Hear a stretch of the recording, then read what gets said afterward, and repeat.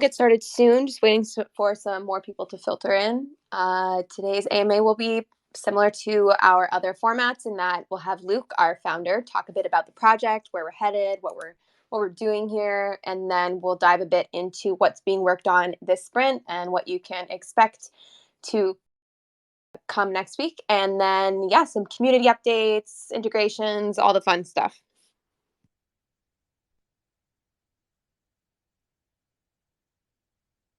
Sweet. We can give it just a few more minutes before we start. I'm excited to get into all this today, though. And I forgot to mention, we will obviously be answering any questions you guys have. So feel free to request to come up and chat with us on the Twitter space itself. But I will also be monitoring the general chat in our Discord. So you can tag me, Pixel_Heidi, or one of our community leaders, also known as moderators, but I'm moving away from that word. Because they are so much more than that. So please tag one of us in any of your questions just so that we don't lose them. Oh, we need to start playing music in the waiting time. We were just on a space last night, me and Heidi. That was also pretty interesting being on like a different space with a different audience. They played some music in the waiting period. We can get some like country or farm tunes going, maybe sometime soon. Oh my gosh. Yeah, I definitely agree with that.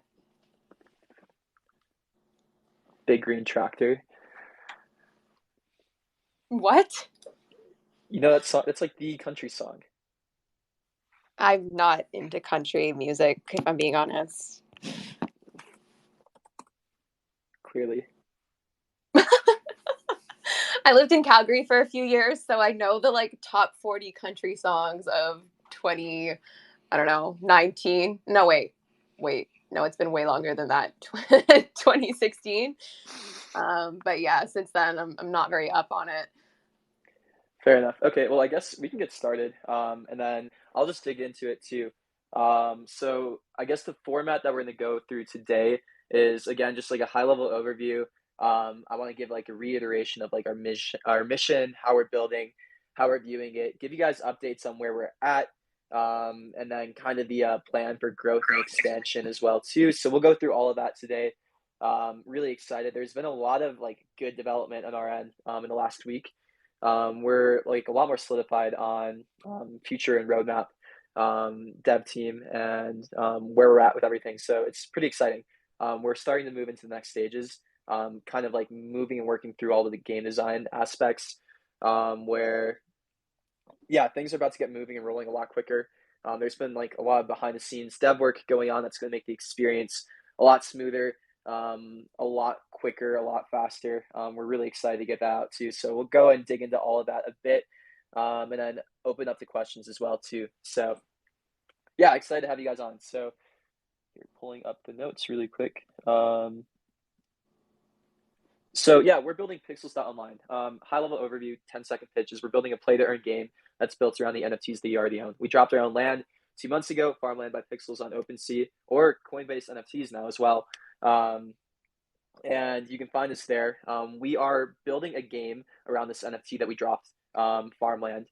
Farmland is going to be the basis of this game that we build out, and it's going to be the main faucet of resources into this game economy that we're building out. We're taking a backwards approach from other competitors in this space where we think that gameplay is so core to the long term of this project, so core to how that so core to the experience that we're creating that we want to focus on that completely. We don't want to distract ourselves, and we want to make sure that gameplay and experience comes first before everything. We think that's the way to actually go about building in this project, building in this space. We are like a very like build oriented team. This team is like full of like A tier players. We've been like spending the last 2 months building out like the best team that we can, and here we are. We're like assembled and we are building out as we speak. So yeah, a bit different than some other projects in the space that you might be watching. We prefer to be like calculated with how we grow, and we do have plans for growth and expansion really soon, but we're being really intentional about it first. So the idea is build a good game experience first, blockchain back at second. After we have our core gameplay loops ready, we're like in the right numbers of retention and all of that, the plan is to like start to really pull these levers of growth. So um, yeah, I guess I'll just go over a bit about what we did this last week. We'll give some updates, and then I'll dig into more about our strategy as well too. So this last week, in this last sprint, we started undertaking like a lot of back end work. So we're actually rewriting a lot of our main engine. If you look at our game right now, we can get about 200 people in one space. This rewrite, just to like give you some context of why we're doing it, will kind of 10x what we can give capacity wise and performance wise. So we've underwent like a lot of work on the back end. We expect like 10x performance optimizations after this rewrite that we're doing on the back end of like basically making our game engine much quicker, much more efficient, and much more pleasurable should have like a lot of impact on the end product that we're building out. That's probably going to take up like a sprint and a half to almost 2 sprints of work. And that's kind of splitting up half our dev time. So expect when this is finished to have like a much, much more polished experience in terms of like responsiveness, quickness, all of that too. We're really excited to get that out. We're working on a feature so that you don't have to sign in every time you come back to the game as well too. So yeah, I guess with this rewrite that we're doing and this like optimization on the back end, we're trying to unlock a bunch of different things. Number one, this like back end optimization will unlock spatial video chat again, the audio chat, the live streaming. Um, it should unlock like seamless room switching, and it should basically reduce all the lag issues. They'll also allow us to do like much higher capacity rooms and servers. Right now they're only the 200. We should expect numbers around like 1,000, 2,000 people per room after that. So super exciting stuff on that end. That's taking up a bit of our work, but this is like some of the hard work that we need to do. That's going to make the experience a lot better when we get that out. In terms of game design and what we're coming out with, so we made a lot of progress on the cooking mechanic. The first version of that should come out at the end of this sprint. And then there's also new store UI coming out with that too. So there's been a huge push in our end to make sure that you guys have compelling things to do with the resources that you farm. Cooking is like the first tiny step towards that. That's coming out at the end of this sprint. That's going to be like the first step of like, okay, here's new things you can create with the resources that you farm. Here are like new ways to actually like use the resources, and these cooking recipes that you create, and these like new items that you can craft through this cooking mechanic. Yeah, they'll do things like replenish your energy. I think we're also like designing some other effects system too. The idea is to also make that mechanic just like a fun mechanic as well too, almost mini game like. So that's just the first step in like creating new mechanics that use your in-game items that you've been working on. But there's a lot more coming with that. So that's kind of been the like main thing this company's been working on. So not the cookie mechanic, but that like longer term closing of this gameplay loop that we're creating.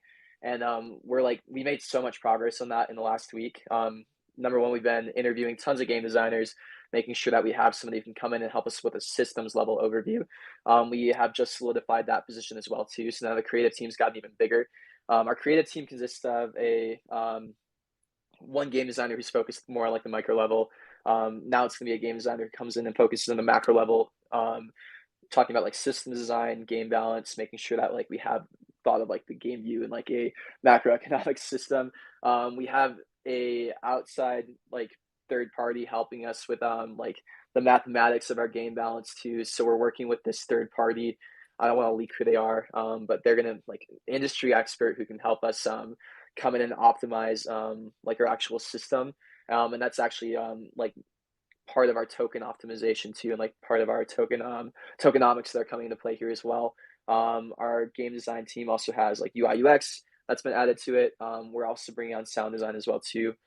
So all those pieces are coming together with this longer term goal of basically closing this game loop, fleshing out the game world building, its locations, all of that, and like improving the in-game experience. So it's really funny because I've been playing so many other crypto games lately, and it's really crazy how much this in-game experience is just glossed over or like not really taken care of. Even the big ones that have a lot of funding. I don't want to like name names. I don't want to like downplay anybody's achievements, but like game experience is being incredibly overlooked in this space right now, and that's where a lot of our resources and attention have been going towards. Like, okay, how can we actually make this feel like a game? Where if you didn't know anything about play to earn, if you didn't know anything about crypto, if you didn't know anything about Web3, like, would you actually think this game is fun? Would you actually be engaged in this game, or would you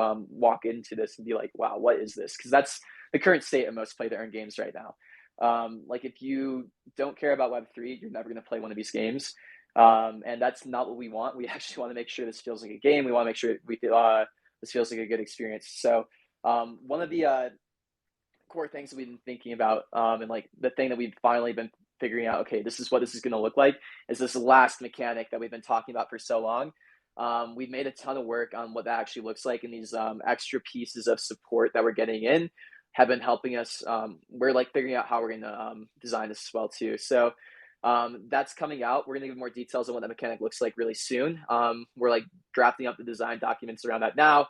And as soon as that's designed and like the specs are ready, we're going to start moving on development with that. So that mechanic that we come out with, it's going to be very guild oriented. That's what I can say around it. So it's going to be very guild and social oriented. We think that's the missing piece of this game right now. And that's kind of how we're thinking about it. So designing that mechanic out, getting that out, it's top priority for this project, top priority for this company. And we think that's going to be the missing piece that like is going to get us ready for this next stage of growth. So if you guys don't have a startup background too, it's really interesting because growth is different than how a lot of people think about it in this NFT space. When you're thinking about growth from coming from like a startup background, growth is actually made of two things. It's one, acquiring new users, and then two, it's also retaining the users that you have. And most people argue when you're talking about growth that that second point is actually the much more important one. Where there's a lot of things that you can do to get new users into a project, and in Web3, like the user acquisition is actually like the easiest model in all of like consumer products, I think, and especially play to earn. So that's actually the area where we're not as concerned about, and we think that's where like, yeah, basically every crypto company is focused on user acquisition and those traditional models. What you see a lot of companies overlooking is that second point, retention. And I wouldn't even say overlooking. I think a lot of companies don't even care about it. But when you're trying to build a like long-term sustainable growth model, when you're building out a company, that's actually the most important part. So that's kind of the difference of how we've been viewing our growth, and like maybe the disconnect between what some people who are just viewing this project from the outside and not getting really intimate with how we're building are missing out on.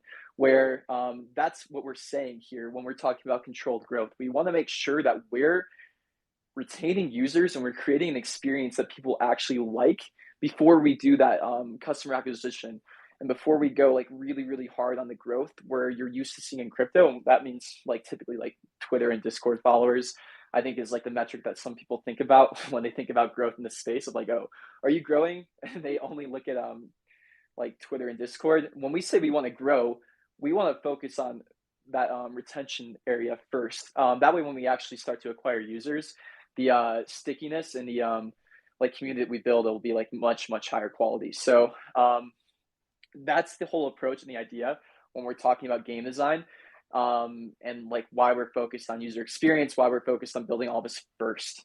Because when we actually grow, that growth will stick and lead to higher quality people, lead to a higher quality ecosystem, and that's kind of the idea here. So it's interesting too because we hopped on a space last night, me and Heidi, and this space was like a lot of alpha people who are not people we typically interact with, because we have this intention and this idea where we want to obviously foster a community of people who care about our game, but also getting that pushback and getting that perspective of other people who bought into the project, because they do like what we're doing, they like our mindset, and they're trying to get involved. It was really interesting hearing and like bringing up those points. We got a lot of feedback of like, okay, I really like what you guys are doing, but like I don't know how to get involved. I don't know what to do.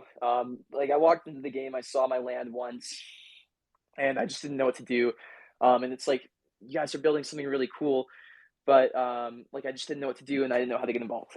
So common criticism that we hear, and that's actually like extremely valid feedback, and that's something we're very aware of, and that's something that we want to like start to address as well too. So if you have come into our system or our game and felt a similar way, you're totally right to feel that. And that's actually something that we're going to be addressing really soon. It just is all about like a dev capacity thing too. So on that note, we're about to double the dev team. We're working with like a partner to make sure that we can get all these devs onto the team as soon as possible and like move that needle quicker. But then one of the areas that they're going to be focusing on is basically making that one first user experience a lot more simple and a lot more intuitive. So making sure, number one, if you do want to play our game and get into the ecosystem, that it's just much more obvious what to do. We want to do that through like a more immersive and gameplay like experience. So you guys saw we introduced that first new quest, Barney's quest. That's kind of the idea and the intention, to make that onboarding process more immersive and more obvious. Then two, there's another issue as well. So we just implemented farm managers, like the very like V0.1 of farm management, where if you don't have time to farm or if you don't have time to customize your own farm, you can let somebody else manage that farm. However, we want to build out this feature a lot further, and we want to maybe even center this around guilds a lot more, where we want to make it like extremely easy if you don't have time to manage your farm, but you still want to get involved in the ecosystem to one, like find people who are willing to do that for you, find people who are willing to like split revenue with you, and like just make that whole process a lot easier too. So expect products to be built out within the next like couple of months, hopefully sooner than that. And I kind of center around like farm management and guild management as well too, where it's going to be a lot easier, more intuitive, and like there's going to be better UI to like find managers to get involved in the community if you don't have the time. So end of the day, we want all of our land to be used. We also want to make sure that it's easy for you to find somebody to use the land and get involved into the ecosystem if you don't have that time. So that's kind of the idea behind what we're building around there. And that was something that we like had touched on in the space last night, which I just thought was really interesting. I want to share with you guys. Of like, yes, we're like seeing that. We're like totally hearing that. And there's definitely plans to make that a more smooth experience. So that's kind of the idea around there. So then I guess I can hand it off to Heidi. She can give some community updates and go over the NFT integrations that we have coming. Yeah, so actually on that note about being on the space last night, had a blast. It was really awesome, and we really appreciate being involved in different communities within the the space and maybe even outside of the Web3 space. So if any of you have any connections or want us to hop on a space, we're really open to it. So please reach out to Heidi, myself, and we can get something set up. Along with some of the collections that we're integrating with are also interested, so we're gonna chat with them soon. So more on that. Okay, community updates. Since Luke spilled some tea last week on there's some upcoming stuff around merch. You guys have been asking me tons of questions, and I still can't really share too much because I'm working hard on it. But someone just asked if it's going to be like multiple items or different types of things. For now, we're keeping it, I'm kind of calling this like a soft launch of merch because as we said previously, you're going to be able to buy it using in-game coins. So it's just going to be like a single item that you purchase with your coins, and we'll ship it to you. We're going to do an official like bigger merch launch in the future, and that's going to look a little bit different and have more items. So stay tuned for that. This is going to kind of be something smaller and really special because it's almost a way of us like giving back. Like, thank you for being here. Thank you for farming so hard that you have enough coins to purchase this item. And how many coins it's going to cost, I've been asked a few times. Not sure yet. We're still working on that. Okay. And then Easter Quest we did over the weekend. So much great feedback from that. Thank you all for participating. We are working hard on getting the fun prize ready to go. So stay tuned for that. And yeah, I thank you all for your feedback. If you have any more, please reach out to me. Love to hear it. This was kind of and it's not the first quest we've done kind of like this, but one that we've done more recently, and I think you guys, from what I understand, really enjoyed it and want more. So that's really cool. And then what else did I have here?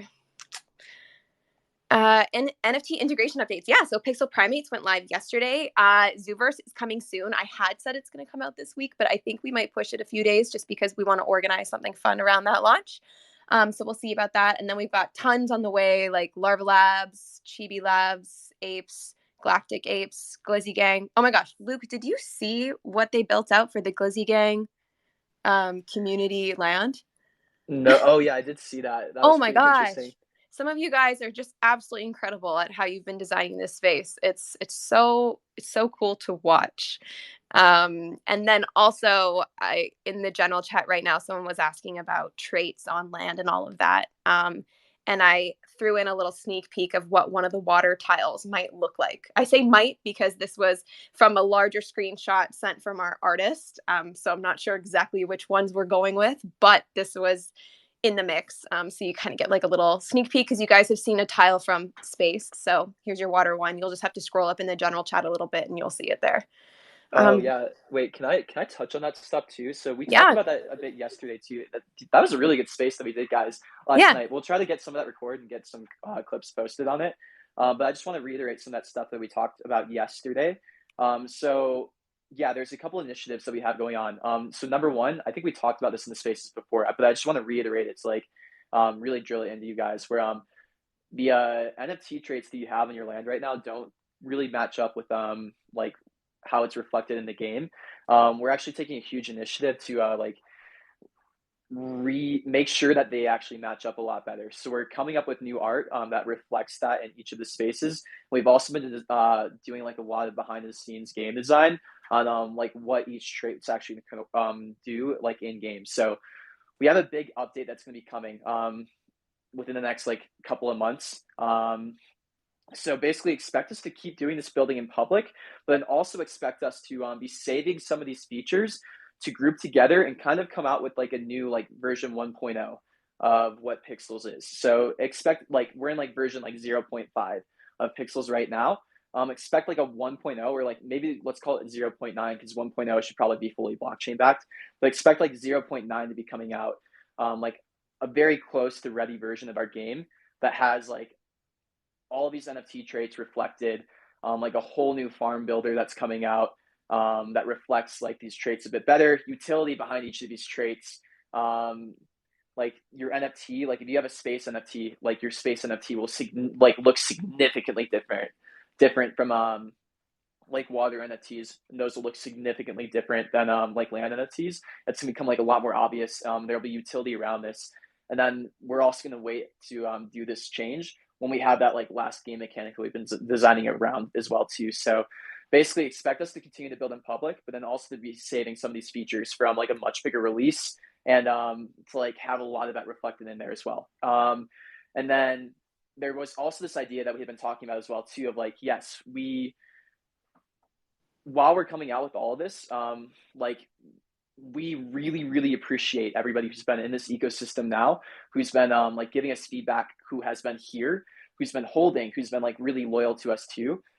So long-term vision of what we want to do is we want to make sure that like all of our land is getting used and we want to reward that. But in the short term, before we can get that out, it's really important to reward the people who actually believe in what we're doing, who care about what we're doing, and who have been here with us too. So again, I just want to reiterate as we like work towards blockchain backing our game, and right now we're actually designing and like getting started on the token stuff.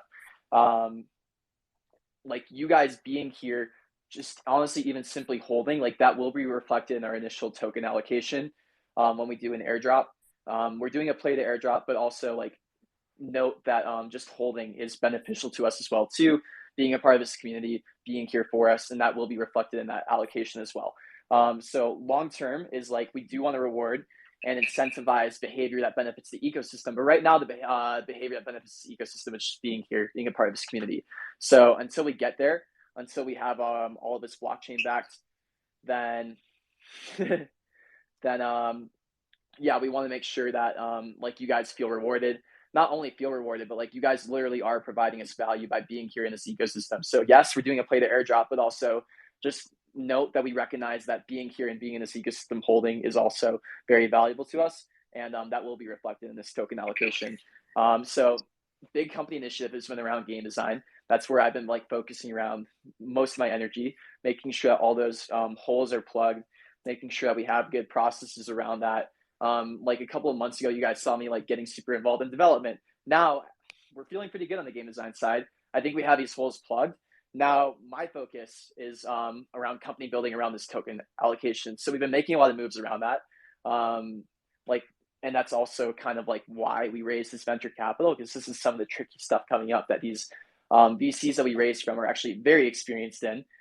So if you guys aren't familiar with Animoca Brands, again, Animoca and like CEO of Animoca were actually also super involved in the drop of the ape coin. Animoca is actually one of the largest investors in Yuga Labs as well too. So they have a ton of experience, a ton of resources that we're going to start to draw on, start to make some asks around there. We've also just partnered with some people are like super good in the modeling end of sides as well. So we're really excited to get that forward. And I keep reaching out to like basically any expert I can, being like, hey, even if you only have like 5 hours of availability, just like give us a criticism of our plan here. Like take a look. Like we just want as many eyes and as many people as we can to get eyes on how we're building out this token to make sure that's sustainable and make sure that we're actually building like a great ecosystem here too. So again, game design came like first. That's like the biggest thing. If we don't have a good game, if we don't have a ecosystem that people like actually want to be in and involved in from the play side, like what we're doing here is useless and not valuable. So getting that plugged in first was the most important thing. Now focus is about to begin to shift towards like the crypto and the blockchain aspects. So we're super excited about that. Okay, awesome. And just one quick note, someone asked a really good question. They said, will you ship internationally if I pay more coins? So first of all, we are not located in any one place. We are extremely remote, internationally based company. So to answer your question though, all of the merch will be a flat rate of coins no matter where you are in the world, as long as the service that we're using ships to you, which I believe it should ship to pretty much every country. We will send it to you, shipping included. So do not worry about any of those associated costs or anything like that. The only issue I can see arising is maybe like duties, but it's not gonna be a super high cost item. So I can't see that being a big problem either. And then one person said, I'll pay extra if Luke delivers it to me in person. How much extra? Because I do like to travel. Okay, we'll chat. Okay, let's move on to questions. So let's bring up Blue's Clue. You've been waiting for a while, and I'm like waiting for the TIFF guild. Oh wait, did you bring him up? Oh, you did. Oh no, wait, what the heck is going on? There you go. Sorry, waiting for the TIFF promo here. Can you guys hear me? Yeah, how's it going? I'm good. How about you guys? Good. All right. So one of the questions that my guild has is, do you guys or have you guys talked about like a max members for the guilds yet? Yeah, so game design process, typically how we've been going about it is like get the high level idea, get that drafted out, and then balance comes second. The balance is the easier part where it's just like adjusting numbers. Our tech team is super good, and we like to think about things in that sense too, where whenever we have like a number that we need to adjust, we make sure it's abstracted away. And when we get to the balancing side of things, it's just going to be like one number in the database that we need to change, and eventually one number like on the blockchain that we can update where it's really clear and visible to everybody of like how that's being manipulated and potentially even up to a vote.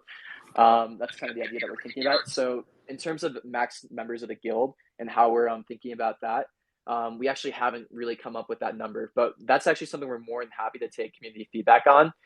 Probably should be limited, but also, okay, so here's one thing about how we're thinking about guilds too. So we love that there are like guilds popping up in our ecosystem that have just come organically. But the other interesting thing too is these NFT collections that we've been integrating are kind of going to be guilds as well.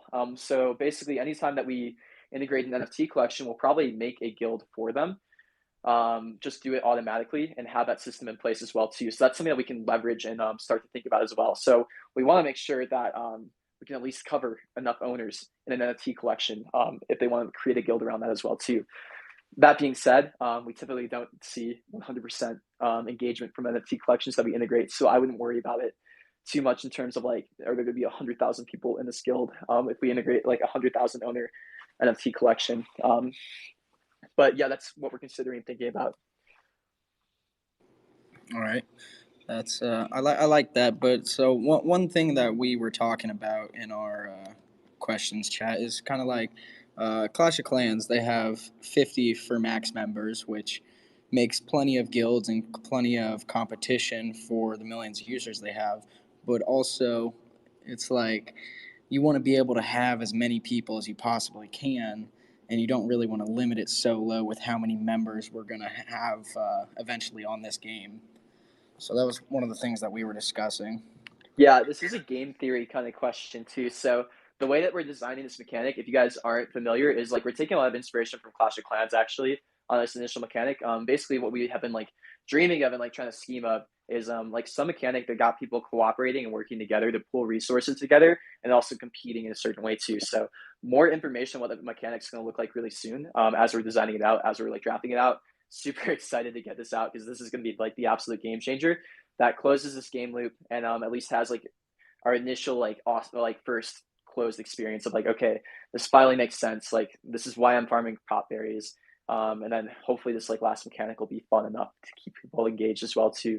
So we're really excited to get that out, taking inspiration from Clash of Clans, and yeah, that's kind of the mindset that we've been thinking about. It won't look quite like that, but you're right. So there's a lot of weird game theory with this kind of stuff too. If you don't have a capped number on like clan size, typically what you would see in like game theory, like that Nash equilibrium would come to basically just two clans that or two guilds that are competing against each other. So that's something that we don't want to encourage either. We want to make sure that there is like diversity. We want to make sure that there's competition that feels fair too. So limits and caps like that are important to the game theory and like the balance that we're building out. We're definitely thinking about that. All right. So another question I have is, will there be guild levels? That's not something we've honestly thought about, but that is interesting. So one thing that's awesome about building in public is we actually get to take ideas from you guys and incorporate them. And believe me, like game design is tricky enough where we want these ideas and we want this creative input because yeah, stuff like that and any idea or input that you guys have can definitely help us make a better experience. And why not take advantage of that? If we have people who care and who have good ideas, who can potentially make this game better, and you guys also have skin in the game too, obviously, if you own land. So we're more than happy to hear feedback on that. We're going to start to get these draft proposals out. And like, honestly, like the more feedback we get around them, the more ideas we get from you guys to make this even better, the better. And then my last question is going to be, will there be a world ranking leaderboard in game? Yeah, so that's one of those easy things that we can do quite quickly that increases a lot of engagement. So from the individual level and from the like guild level, we think that's going to be a pretty interesting way to increase engagement. And then also, like we've been looking into a lot of other game models, like what they do, things like the battle passes in Fortnite, where we don't want to use that as a monetization model, but the daily challenges and the daily quest rewards or like weekly rewards. We think that's a really interesting like way to create engagement and like give you guys cool things to do. Right now, your choices are so limited in the ways that we can create like engaging things like that. But as we like release cooking and as we release more ways to like interact with our game, those will get more and more engaging too. So expect that to come out. We're going to get a more clear timeline around all of this really soon as we're like scaling our dev team to increase capacity even further. We're really excited about that. Right now, a lot of our dev capacity is split between one, like building out a couple of new features, and then this new feature as well, this like last game mechanic, which we think is so crucial to engagement.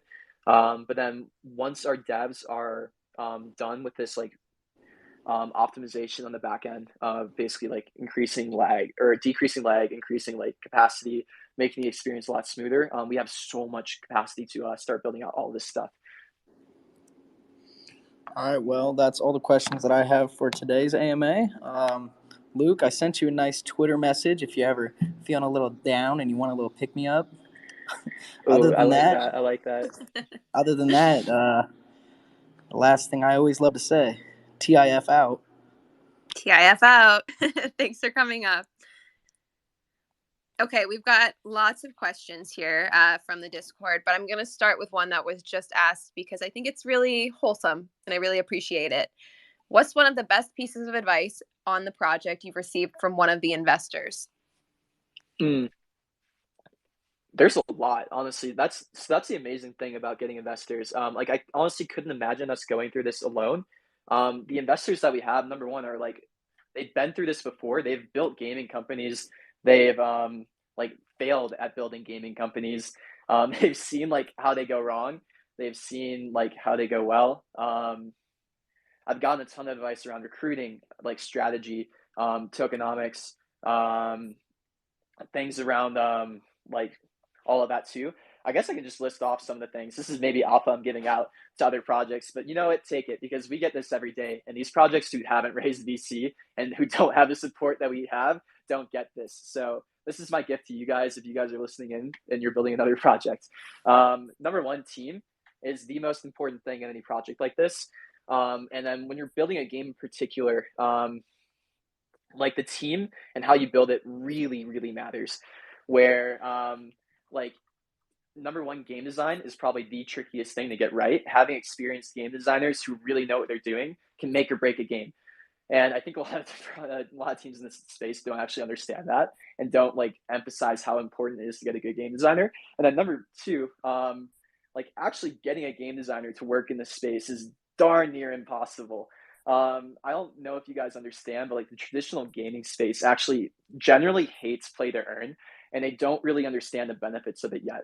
So me personally, like I've been cold reaching out to like so many game designers. I probably cold reached out to like 200 game designers, looking at like a bunch of different companies, figuring out like which ones are potentially interested in what we're working on. So like getting good game design, focusing on that experience, and then making sure that you have people who actually care and like even like the style of game that you're building out is probably the most important thing. That was a lot of good advice I got from like early mentors in this space. It's interesting. Like this idea of just like focusing and staying extremely honed in on building and like core gameplay experience too is advice I've gotten from honestly investors that you wouldn't expect, even crypto native investors. Um, they're super bullish on making sure that you stay focused on product rather than the other noise and the other like things that you hear in this space. They're all about long-term optimization rather than doing things for like the short-term gains, like some other projects are too. Like it's funny. Some of the people who I would have thought have like might have been on us about like our approach to like how we're growing or how we're building actually are like completely supportive. The big name people I'm talking about to the crypto native investors as well. So good advice around that end too. And then yeah, the other stuff from value add from investors comes around like hiring, comes around like things like burn. It's funny. I've talked to other NFT projects who they had 10 people on their marketing team from like a you know like not that big of a project. Like the burn on that project has to be insane, where they're probably going to be running out of money within like less than a year if that's what their like typical burn like is like and what their team's built like too. So getting advice on like just honestly company building, how to like run this, how to stay here for the long term, how to build something really great. That's kind of the like advice that we get from investors. Okay, I feel like I might sneeze, so hopefully that doesn't happen. Our next question here. Currently, the game has farming mechanics and customization mechanics. Farming is available to everyone, but customization is only available to landowners. For people who are interested in playing the game as a game and not holding land as an investment due to interest or finances, will there ever be options for them to customize a small plot of land, their own tiny house, or something like that? Yeah, that's something that we've debated. Um, but we want to focus on like the core value that we're providing the landowners first. And we don't want to dilute that experience. So we want to draw in players into this ecosystem through other means than the benefits that we're giving to landowners. We definitely could create a free-to-play version where we give out like a 5x5 plot of land to people, and that's something that we've considered. But we also want to make sure that we respect the utility that we're providing to landowners, and then we want to think about, okay, is there actually other ways to engage people and players beyond the features that we just built out? We think that's actually probably the right way to do it. We want to get players involved in like this other mechanic that we're building out, that's akin the rating, and we want to make sure that they're like we want to respect that main sink of or like faucet of resources coming from land. So again, we're building out an entire ecosystem, an entire play to earn game that's built around this land. We haven't strayed from that. We've said that from day one, and we're like really bullish on that. And we're going to keep building it like that as well too. So don't worry on that end. But then two, yeah, attracting free to play users is extremely important to how we build this out. And that's actually like something I've been talking to like one of the game designers that we're bringing on about a lot. And that's like generally what people have been bullish on as well, to like make an ecosystem like this work. There's a lot of theoretical stuff on how to like make play to earn gaming work and the right methodology. We're pretty bullish on number one, like getting in free to play users, people who actually care about the game, and then getting users who like typically tend to be like whale like in gameplay, not like land ownership. Okay. Any update on finding a smart contract developer? After seeing the struggle Cool Cats went through to get a fairly simple game up and running, I'm worried there is more to blockchain backing a game than the team is aware of. Thinking of transaction times alone, even on Polygon, I'm not sure how seamless game functionality can actually be. Yeah, so there's debates on like how decentralized the game actually needs to be for it to be play to earn, and that's actually really interesting too. I don't know how much alpha I want to spill on this, but I've been talking to founders in this space who are more successful than us, who have like really, really good projects. And they've been running experiments of like making it less obvious that this is blockchain backed. So that's an internal debate that we've been having at Pixels of like, okay, how decentralized does this need to be?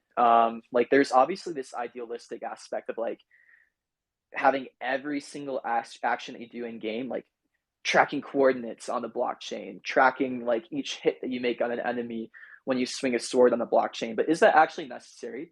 And do people really care? Or is there enough trust early on to make sure that certain actions are like just able to be verified by our game servers? And like, is there enough trust between like us and our community that our game servers are good enough? You know, they're like checking hacks enough where if we just say that our game server proved that this person killed this person, or our game servers like said that this person farmed this crop, is that enough trust that we can develop there? We think that's probably good enough for like most people. So there is this debate of like how decentralized does a blockchain backed game need to be? I think what's more important in this space is that you make sure that the economics are very transparent and very visible. So things like currency being added or new resources being added, I think that's what people tend to care about more, like visibility into like inflation, visibility into like resource generation, resource burn, rather than the idealistic thing of like every single feature needs to be blockchain backed. But then number two, that's what I've been saying time and time again about this space, where there's projects who are really good at marketing. They have no experience actually building products. They come into this space, they hype people up, and then they're like, oh shoot, now we have to build a product. They actually have no idea how to run a tech company, and they hire an agency to build something. You cannot hire an agency to build a play to earn game. You can't hire somebody else to do that. This tech is so hard to build, where you need a really talented tech team who is capable of building product. They have to have a track record of doing it. So yes, maybe that project is well funded, but this is not something you can just pour money into. You need to pour talent into this space. And that's what we've been saying since day one. And that's maybe what you're seeing with some other projects out there where, yes, they are well funded, but this is just harder stuff to build than they expect. And you can't outsource it. You need to do this internally.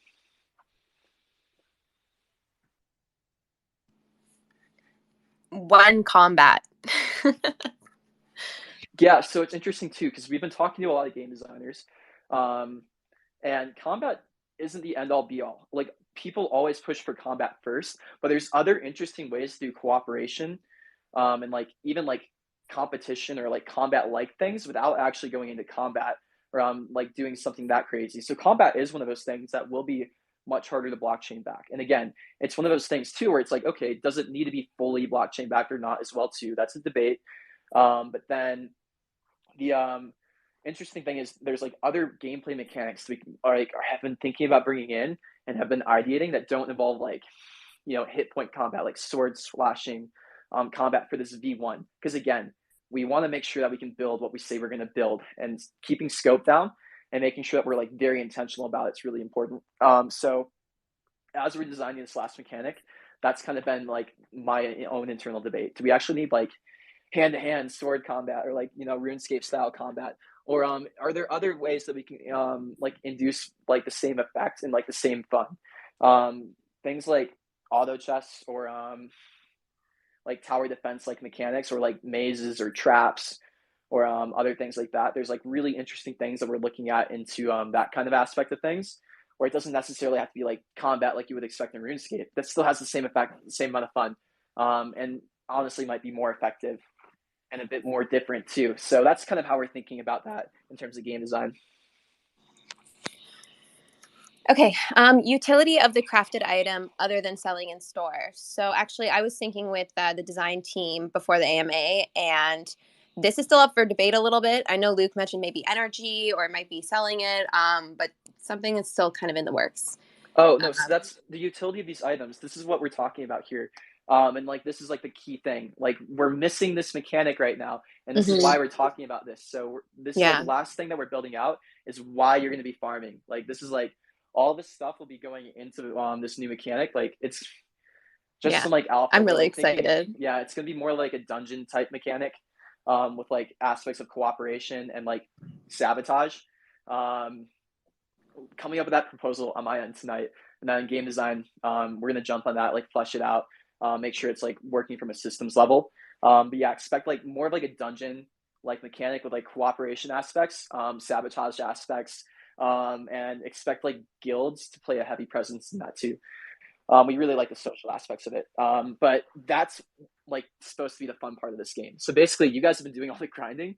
We want to make sure that there's like actually a fun aspect of this game too. Yeah, for sure. Okay. Sorry, I'm reading through so many questions right now. Will there be additional objects, floors, walls added? If so, when is this likely to be?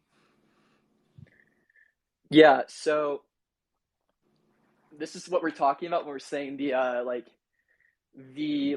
I don't know what the version is. Sorry, we need to come up with like some better branding around this really soon.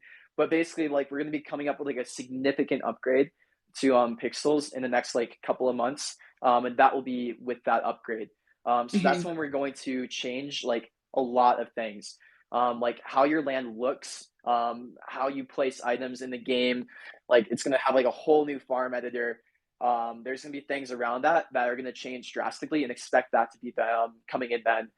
Our artist Yvonne has been pumping out new assets. He's been pumping out new ideas. You're also going to start to see like a lot of new cooking stuff. I think Heidi teased like one of the recipes, one of the new items coming out pretty soon. Yes, potberry pie. Go to Twitter. I leaked that earlier. It's really cute. I'm really excited about it. Okay, let's see. Next questions here. Anything that can be shared about what things you guys are considering to add to make the game more fun to play, besides making it more competitive with guilds? Guess we talked a lot about that.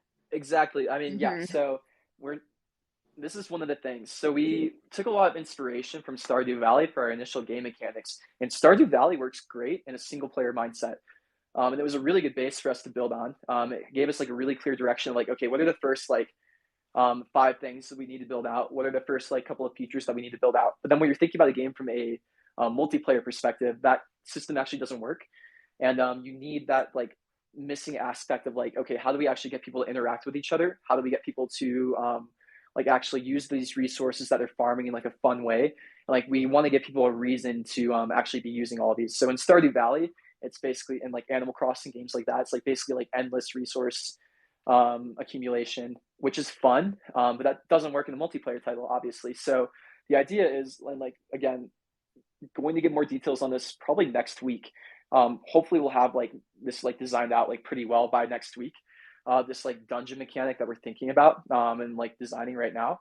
But that's like the last missing mechanic of like, okay, we want something fun for you guys to do that gets you using all these resources, that this game isn't just grind mode, that there's actually like something fun and compelling to do every single day.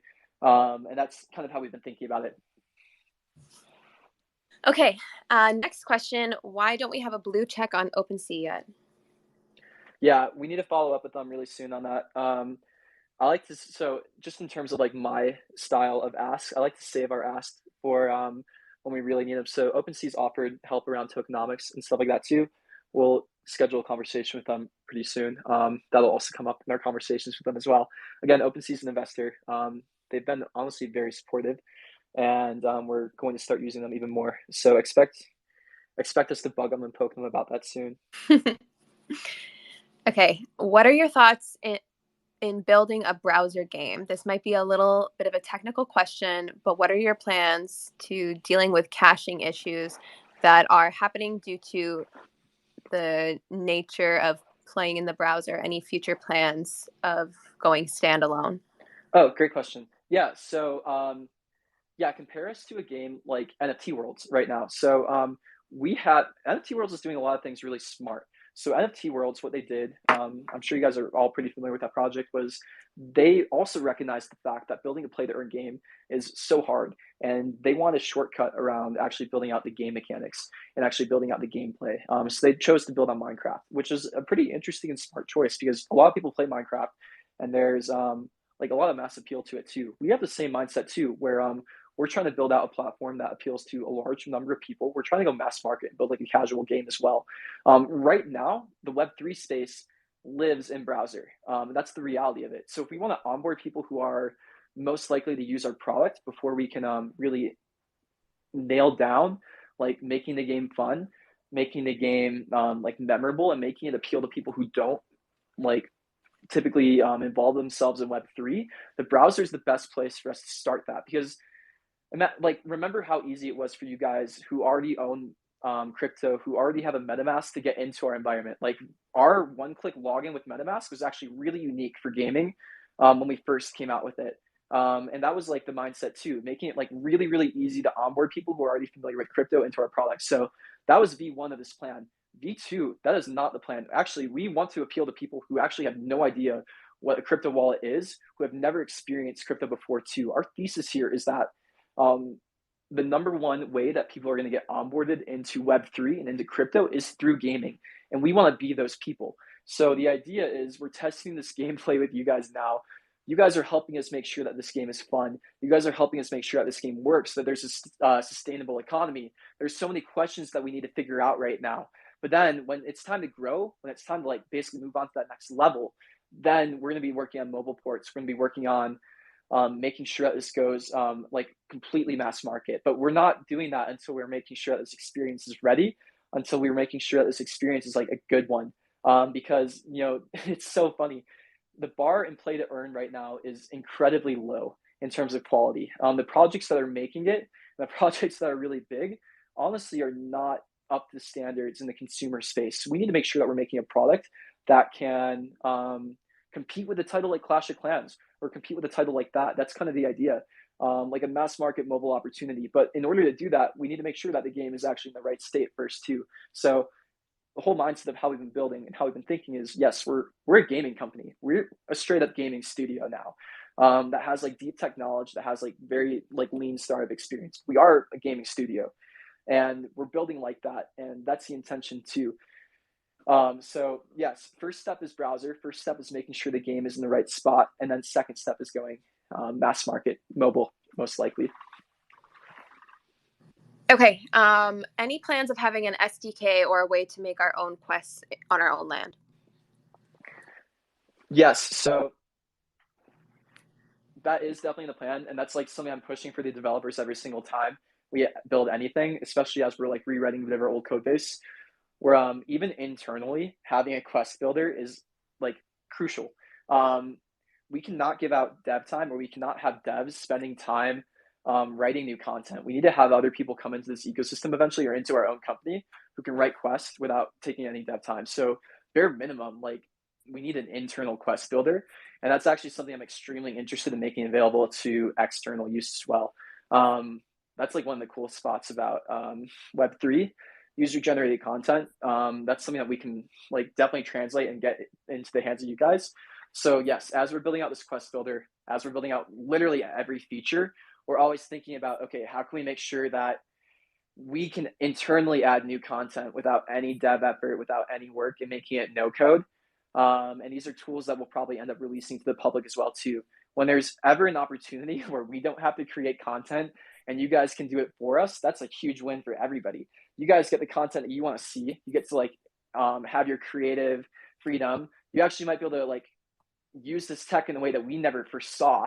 So you're actually helping us create more value too. And you're creating value in the way that you want to use for your own purposes too, whether it be like a quest for your own NFT collection that gives out rewards in your own token or something like that. That's something that we've been thinking about and like seeing if that's possible as well too. So as we build tech, we're always thinking about, yes, we're trying to make this no code.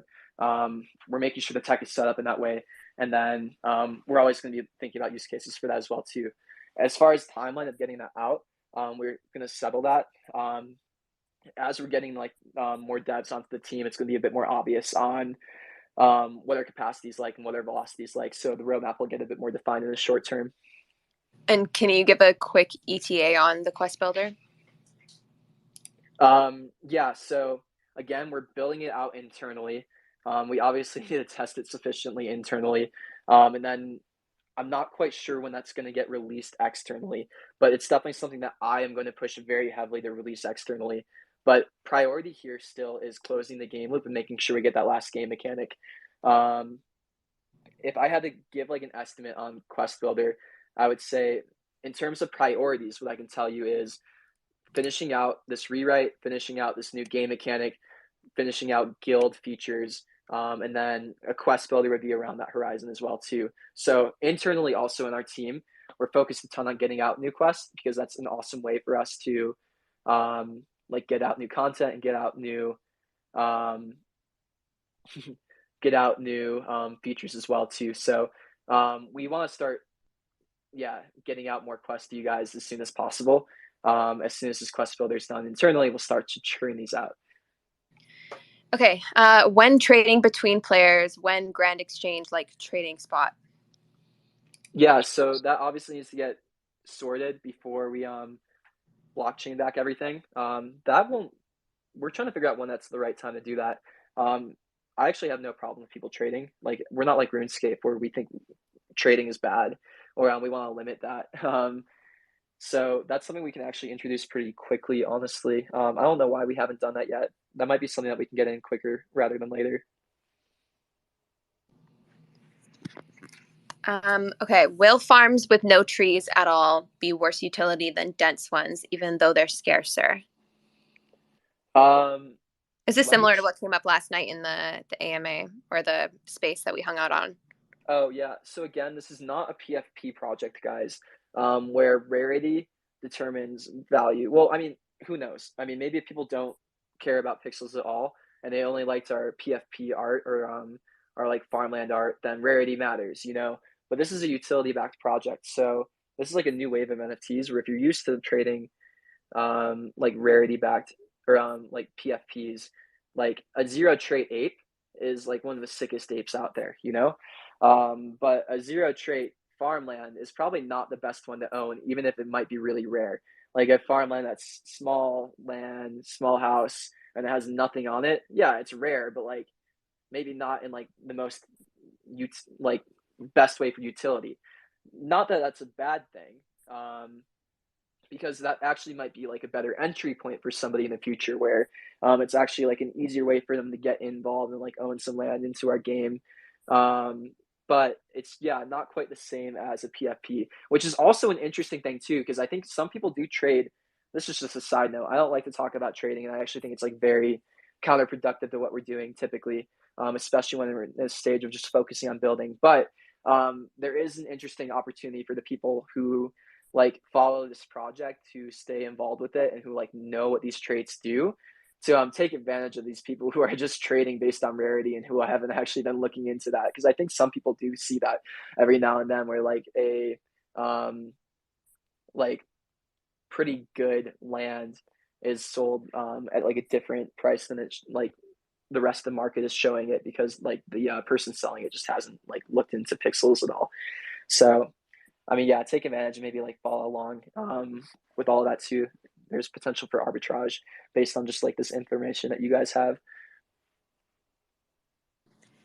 Okay, it looks like that's all the questions we have on the general chat. So if you have any last minute ones, please throw them in there and we will um, get to them before we end today's space. And of course, if you want to come up and chat, please request to be a speaker. But yeah, this has been really great. Lots of diverse questions today. So it's been really fun.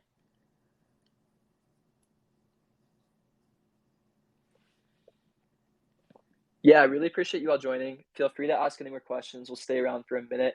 Got a few people typing here. Come on, man, more alpha. We spill so much tea, I feel. Yeah, I mean, Okay. so the next thing to like really watch for from us is like, and if you want to like really judge the success of this project, is does this next mechanic that we're designing out and going to like be telling you guys about, does it sound fun? And does it like look like a good mechanic? That's something that we're gonna need feedback around. And like honestly, that's gonna be like the biggest thing about this project. Again, if we're not building a fun game here, if we're not building an experience that people actually enjoy and like to be a part of, then we're actually failing, and like all of this is going to be for nothing.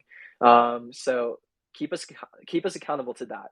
If you're keeping us accountable to anything, make sure that we stay focused on that. Make sure that we're building a good game. Make sure that this experience is good, and give us feedback on that too.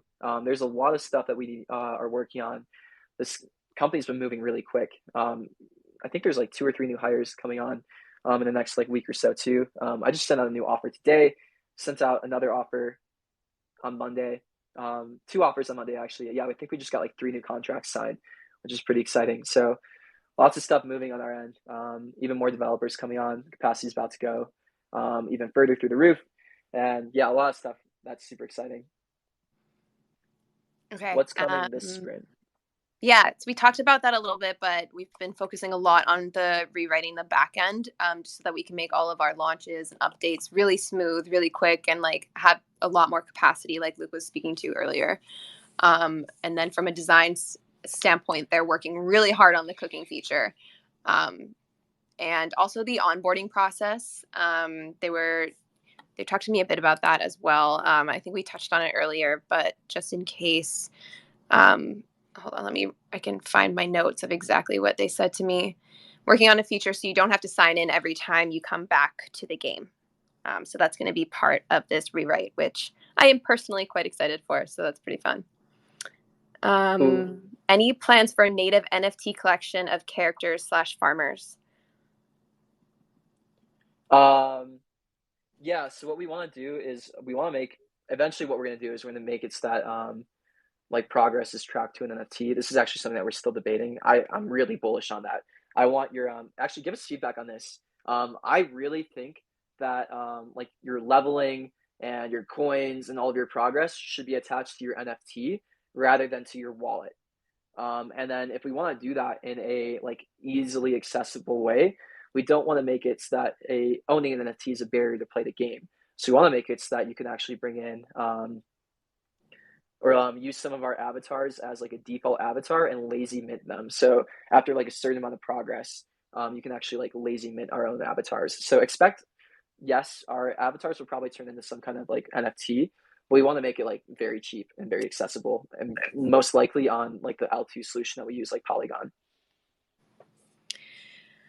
Okay, and one last thing I wanted to add is that we're trying to, make this community even stronger and make our Discord an even better place to be. So we're going to be implementing some fun stuff, like maybe some games that'll come with like little in-game giveaways and that kind of stuff. So stay tuned for that.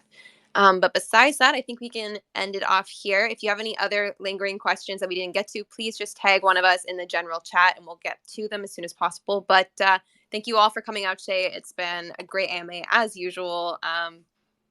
Yeah, I think we can wrap it up here. Thanks, guys.